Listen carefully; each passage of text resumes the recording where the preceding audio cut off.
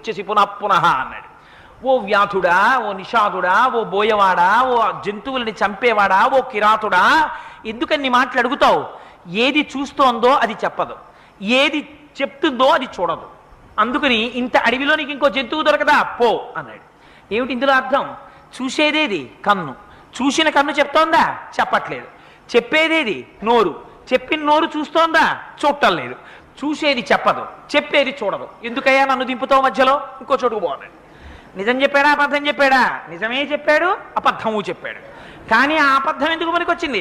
వేరొక ప్రాణి యొక్క ప్రాణములను నిలబెట్టడానికి పనికొచ్చింది. అలా అబద్ధం చెప్పినా అది సత్యము కిందకే వస్తుంది. అందుకని ఒక్క బీజాక్షరాన్ని పలికినంత మాత్రం చేత ఆనాడు ఉతచ్చుడు ఎంత గొప్ప పండితుడైపోయాడయా! అమ్మవారి అనుగ్రహం ఉంటే ఎవరినైనా అమ్మ మార్చేయలేదా? ఇంకింతకన్నా ఏమిటి?